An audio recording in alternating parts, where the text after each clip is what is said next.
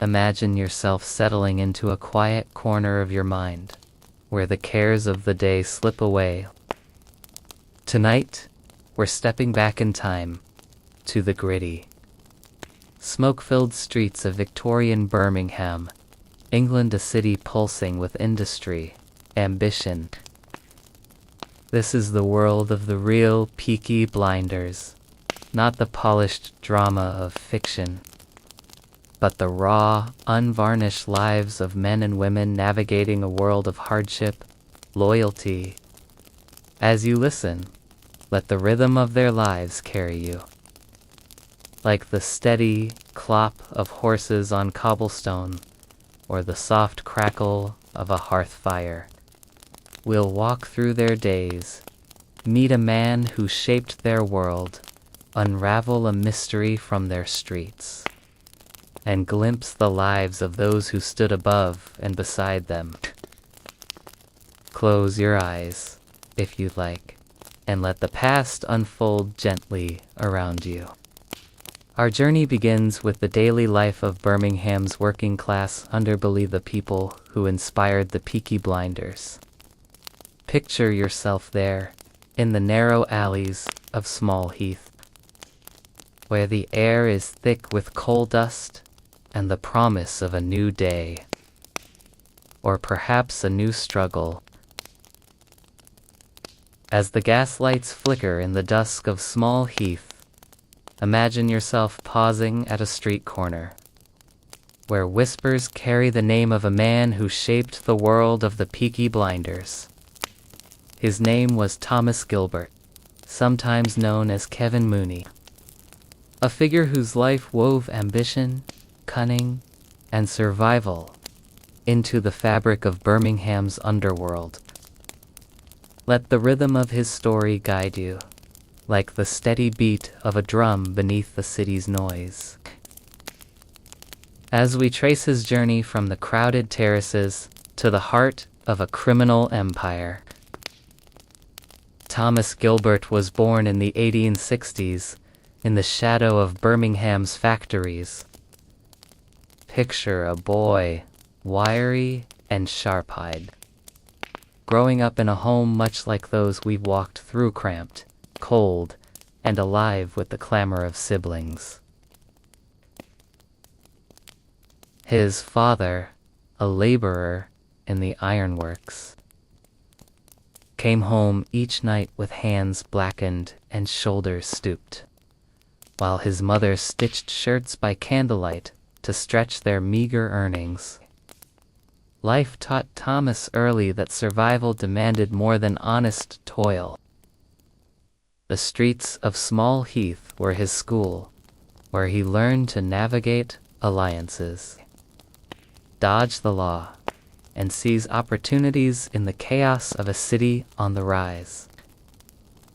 By his teens, Thomas was already running with the rough crowds that would become the Peaky Blinders. These were not the polished gangsters of later myths, but young men shaped by necessity's zoom, others unemployed, all hungry for respect and power. Imagine him at 16, his flat cap pulled low, slipping through the alleys to collect bets for illegal bookmakers or to stand watch during a bare-knuckle fight. His quick wit and quicker fists earned him a reputation, but it was his ambition. Where others fought for scraps, Thomas saw a bigger game, a chance to control the betting rackets, protection schemes, and smuggling operations that thrived. By the late 1880s, Thomas had become a leader among the Peaky Blinders, a gang named for their sharp dress and sharper instincts. Picture him now, in his early 20s, standing in a smoky pub like the Garrison. His voice low but commanding as he divides the day's take among his men. His clothes, though not lavish, are a cut above the rest, a tailored waistcoat, a polished watch chain glinting in the lamplight. He was no aristocrat, but in Small Heath, he carried himself like a king. His power came not from wealth, but from loyalty and fear. He rewarded those who stood by him, sharing profits from illicit bets or stolen goods. A betrayal might end with a quiet word or a swift blow, the consequences left unspoken but understood. Thomas's rise was tied to the illegal betting trade, a cornerstone of the Peaky Blinders empire. Birmingham's working men loved to wager on horse races, boxing matches, even dog fights. Thomas saw opportunity in this hunger. He organized bookmakers, fixed odds, and ensured that those who didn't pay their debts faced the gang's wrath. Imagine a race day.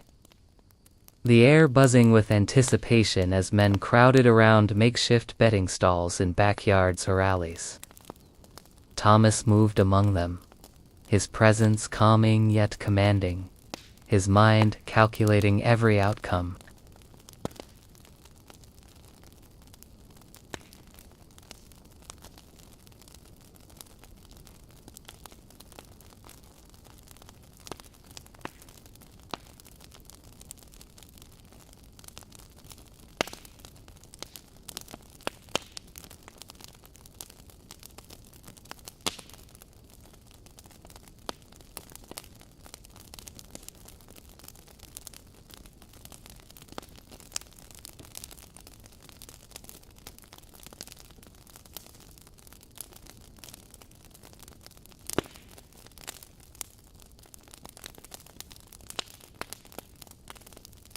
No, it was a dangerous game rival gangs, like the Aston Mob or the Cheapside Sloggers, fought for the same turf.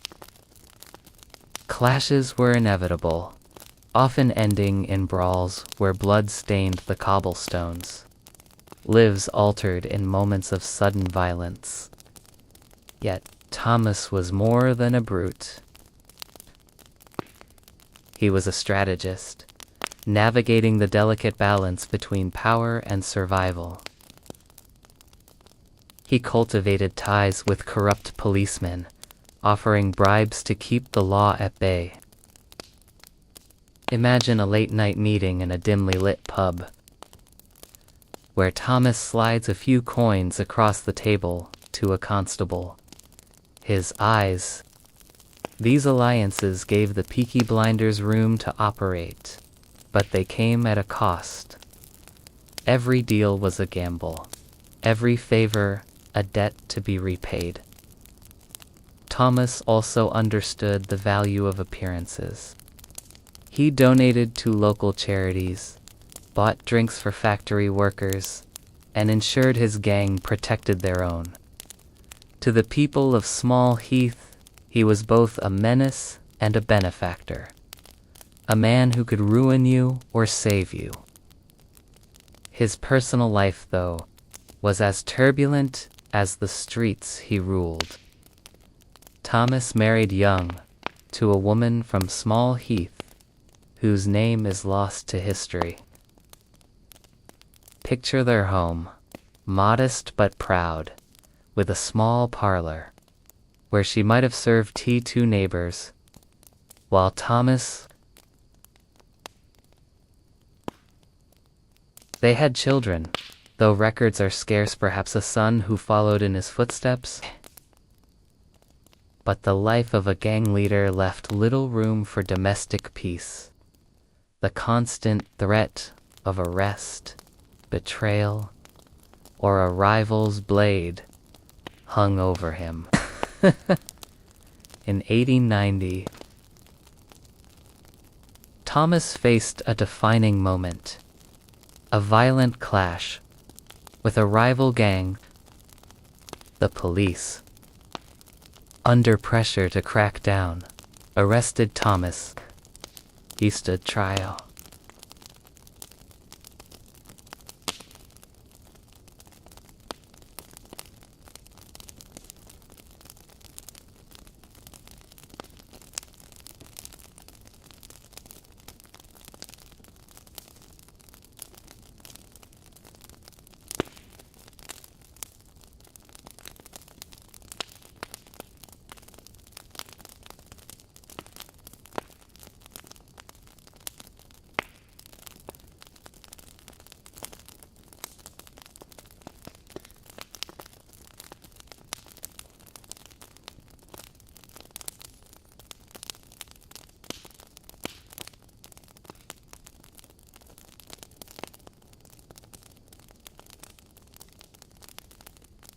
wave.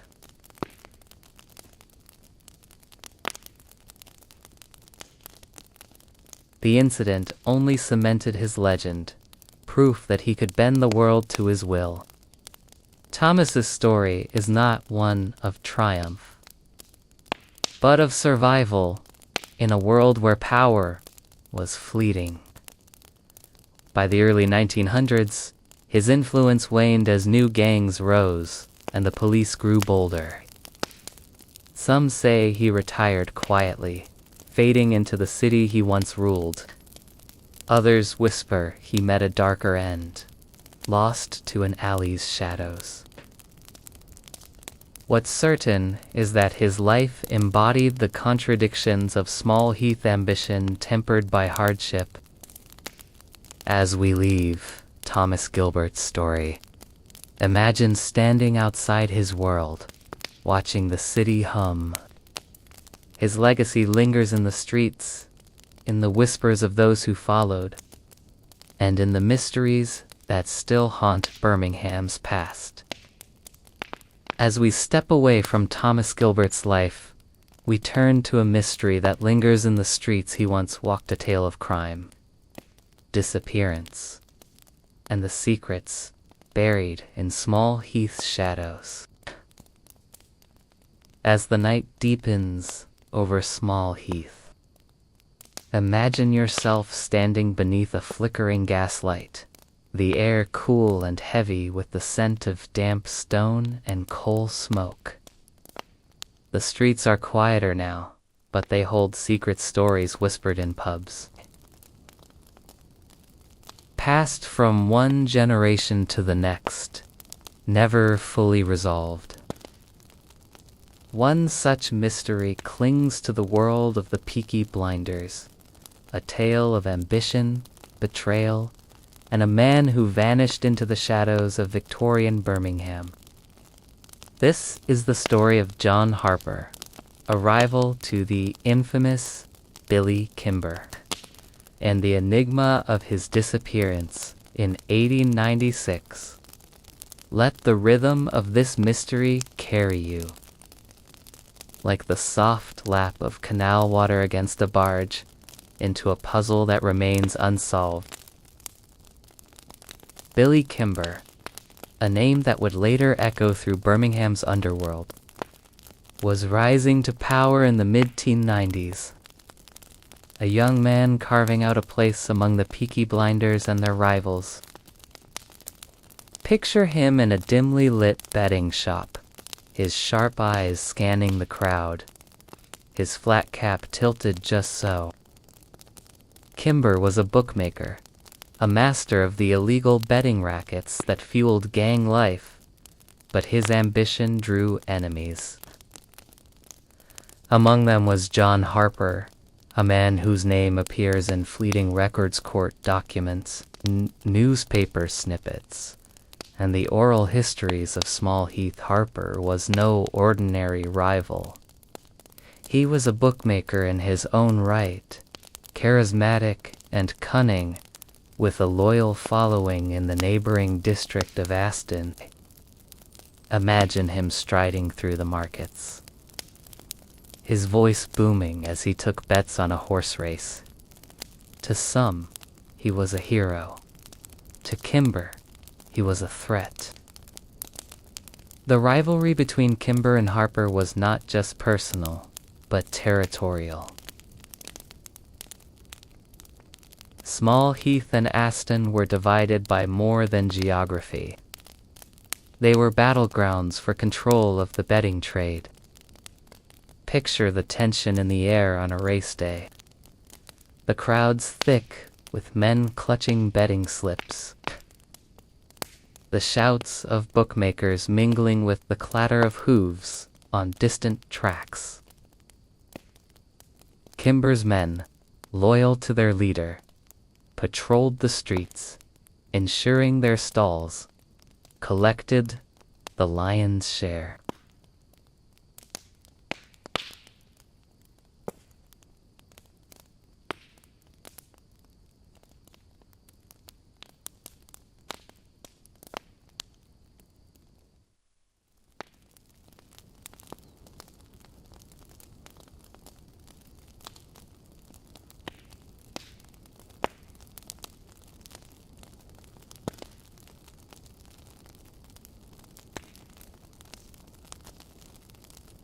She's like simmering. Whispers spread of heated exchanges, shouted threats in a pub. A scuffle in an alley where fists flew but no blood was shed. Yet, in the autumn of 1896, something shifted. John Harper vanished, leaving behind a trail of questions and no answers. Imagine the scene. A foggy evening in October, the canals reflecting the dim glow of gaslights. Harper was last seen leaving a pub in Aston, his coat pulled tight against the chill. He was alone, or, so witnesses claimed, heading toward a meeting with an unnamed associate. Perhaps he was to settle a debt, negotiate a truce, or confront a betrayer. No one knows, for Harper never reached his destination. His absence was noticed within days. His betting stall stood empty, his usual haunts silent. In Small Heath, rumors swirled. Some said Harper had crossed Kimber one time too many, that the Peaky Blinders had settled the score in a quiet corner of the city. Others whispered he'd fled Birmingham, his pockets lined with stolen winnings, to start anew elsewhere. A few even spoke of darker fates, a body weighed down in the canal, its secrets swallowed by the murky water. The police, often slow to act in gang matters, took notice only when Harper's family. Imagine a small, anxious group gathered in a police station, their voices hushed but urgent. A newspaper from November 1896 reported Harper's disappearance, noting his ties to the betting world and hinting at foul play. But no evidence surfaced. No witnesses came forward, or perhaps none dared.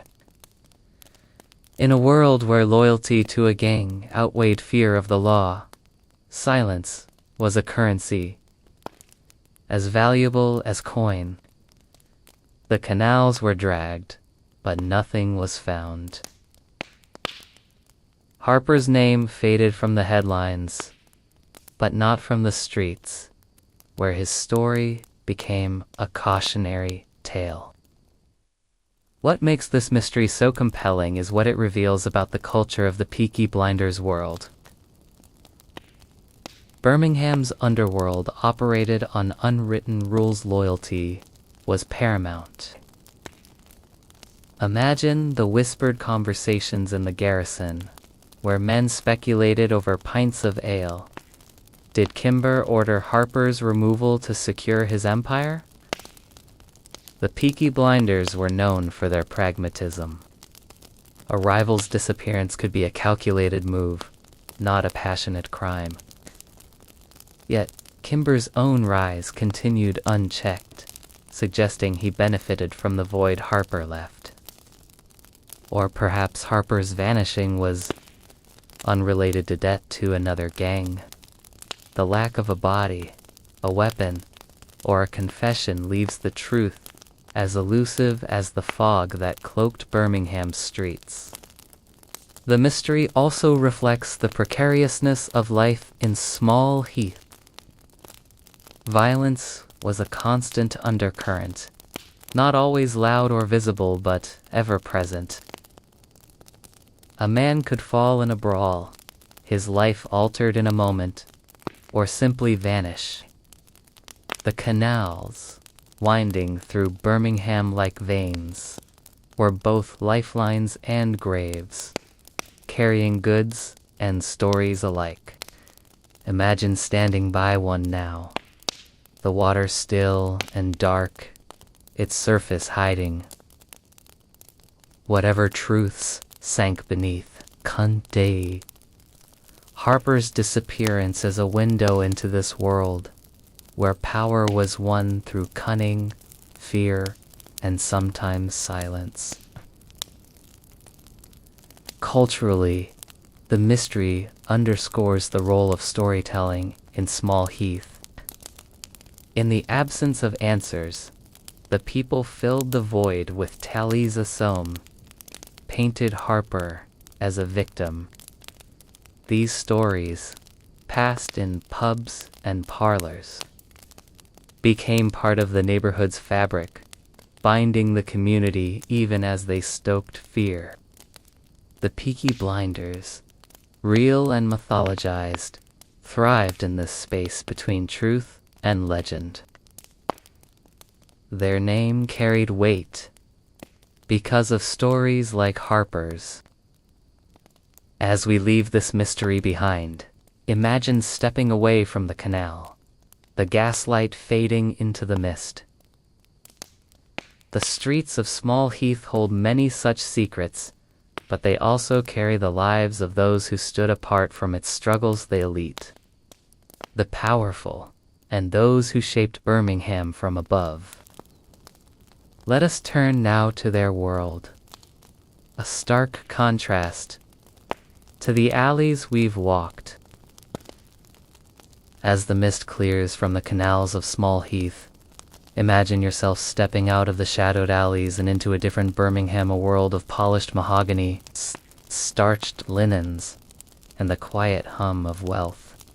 This is the realm of Victorian Birmingham's elite, the factory owners, civic leaders, and socialites who shaped the city from their grand homes and bustling boardrooms.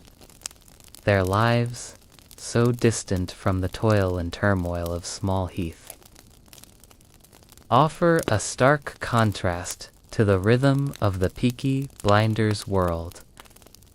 Yet, these two worlds were entwined, each feeding the other in a city built on industry and ambition. Let the rhythm of their lives guide you, like the soft ticking of a grandfather clock. As we explore the elegance and power of Birmingham's upper crust, picture yourself standing before a grand Georgian mansion on the outskirts of Birmingham, its red brick facade glowing in the evening light. These homes, in areas like Edge of Boston or Handsworth, were the domain of the industrial elite, men who owned the factories that filled Small Heath's air with smoke. Their mornings began not with the clang of factory bells, but with the gentle rustle of a maid laying out a breakfast of kedgeree toast and tea, poured from silver pots. A factory owner, perhaps a man like Joseph Chamberlain, Birmingham's influential mayor, might sit at a polished table, reading the Birmingham Daily Post, his mind already turning to the day's business. His home is warm, its rooms filled with the scent of beeswax, polish, and fresh flowers. A far cry from the damp, coal-dusted terraces of Small Heath. For the elite, daily life was a carefully orchestrated performance of status and duty. Men like Chamberlain, or the owners of firms like BSA, spent their days in oak-paneled offices or at civic meetings, shaping the city's future. Imagine a boardroom in the heart of Birmingham, where men in tailored suits discuss production quotas, trade deals, or the expansion of the railway. Their voices are measured, their decisions rippling outward to the factories where Small Heath's workers toiled. These men were not untouched by the city's grit, they profited from it. The steel, guns, and bicycles produced in their factories fueled Birmingham's reputation, but it was the labor of men like those in Small Heath, and even the illicit dealings of gangs, like the Peaky Blinders, that kept the wheels turning. Women of the elite lived in a world of social obligations. Picture a lady of the house, her dress a cascade of silk and lace, moving through a parlor where tea is served on delicate porcelain. Her day might involve managing the household, overseeing servants, planning dinners, or writing letters on embossed stationery, yet her role extended beyond the home. Many elite women were patrons of charities, organizing bazaars or fundraisers to aid the poor of Small Heath, though often from a distance. Imagine her visiting a charity school, her gloved hands distributing books to children whose parents worked in her husband's factories. There's a sincerity in her efforts, but also a gulf. She returns to her carriage, leaving the suit and struggle behind. The social calendar of the elite was a whirl of dinners, balls, and civic events.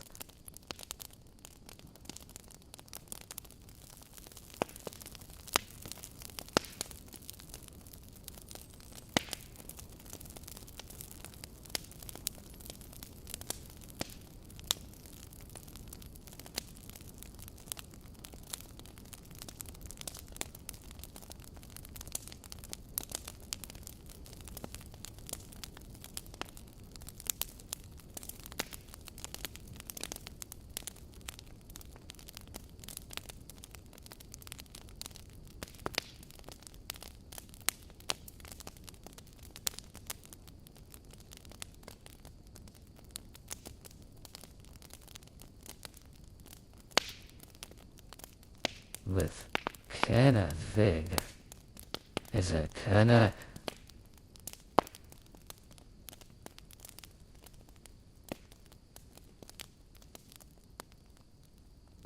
its chandeliers casting a warm glow over men in tailcoats and women in gowns adorned with pearls.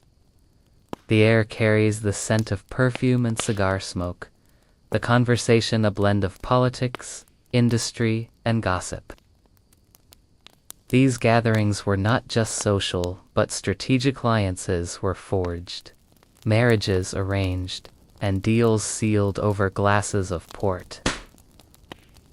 Yet, even here, the shadow of Small Heath lingered. The wealth on display was built on the labor of the working class, and the elite were not unaware of the unrest brewing below.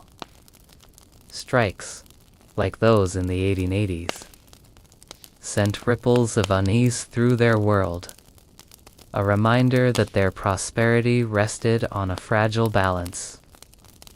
Contrast this with the daily life of Small Heath, where survival was a daily negotiation, while the elite dined on roast beef and claret. The workers of Small Heath made do with bread and dripping, their meals stretched to feed entire families. Where the elite moved through spacious homes, the working class crowded into terraces, sharing walls and worries with neighbors. The elite's children attended private schools, learning Latin and literature, while Small Heath's children ran barefoot through the streets, selling matchas or dodging factory foremen. Disease, too, marked the divide. While the elite could afford doctors, cholera and typhoid haunted the slums, claiming lives with quiet efficiency. Yet, the worlds were not entirely separate. The Peaky Blinders, with their betting rackets and protection schemes, often served the elite indirectly. A factory owner might turn a blind eye to a gang's activities if it kept his workers in line. Some even wagered with the Peaky Blinders bookmakers, drawn to the thrill of the races. Imagine a discreet meeting in a private club, where a businessman slips a few pounds to a gang intermediary, ensuring his goods move unmolested through the canals. The Peaky Blinders, in their own way, were a shadow economy. The elite also shaped Birmingham's cultural landscape, leaving a legacy that contrasted with the raw survival of Small Heath. They funded museums, libraries, and concert halls, like the Birmingham Town Hall, where orchestras played to audiences in evening dress. Picture a concert, the strains of Beethoven filling the air, while outside, the city's factories churned on. These institutions were points of pride, symbols of Birmingham's ambition to be more than a gritty industrial hub. Yet, for the people of Small Heath, such places were distant. Their doors rarely crossed by those who couldn't afford the time or the ticket. The contrast between these worlds reveals Birmingham's heart, a city of ambition and inequality, where the elite and the underclass were bound by mutual dependence. The factories that enriched the wealthy relied on the labor of the poor. The gangs that ruled the streets thrived in the gaps left by the powerful. As we leave the grand homes and return to the cobblestones of Small Heath, imagine standing at the edge of these worlds. The glow of a mansion fading into the smoke of the slums. The rhythm of Birmingham's past beats on, connecting the lives we've explored to a broader story. One that lingers in the city's streets and in the quiet of your own mind. As we step back from the streets of Small Heath and the grand halls of Birmingham's elite, imagine yourself standing at the edge of the city, where the glow of gaslights fades into the darkness of the surrounding fields. The rhythm of Victorian Birmingham lingers in your mind, the clatter of factories, the murmur of crowded pubs, the whispers of ambition and secrets. This was the world of the real Peaky Blinders, a place of struggle and resilience, of power carved from hardship, and of lives woven together in a city that never slept. Let these images settle gently, like dust after a long day, as we reflect on the journey we've taken. The people of Small Heath, with their calloused hands and stubborn hope, lived lives defined by the rhythm of survival. Their days were filled with toil, their nights with the warmth of community, however fleeting. Men like Thomas Gilbert rose from these streets, shaping a world where loyalty and cunning were currency, where a flat cap and a sharp glance could command respect. The mysteries, like John Harper's vanishing, remind us of the shadows that clung to Birmingham's alleys, where truths were buried as quickly as they were born. And above it all, the elite moved in their own orbit, their wealth and influence a distant star to the workers below, yet forever tied to the city's beating heart. What binds these stories is the pulse of Birmingham itself, a city and ambition, where every life, from the factory worker to the gang leader to the industrialist, their world was not so different from ours in its essence. A place of striving, of small victories and quiet losses, of moments that linger in the heart. As you listen, imagine the city now quiet, its factories stilled, its streets empty under a starlit sky. The struggles of the Peaky Blinders world are long past, their echoes preserved in the stones of Birmingham and the tales we tell. Now, as you rest, let the weight of their lives slip away. Picture yourself in your own place of comfort, far from the smoke and clamor of Small Heath. The past has carried you here, through its rhythms and shadows. And now it releases you to the present, to the softness of your own breath, to the calm of a night. Sleep, if you wish, and let the story of Birmingham fade into dreams, a gentle reminder of the resilience that carried its people through.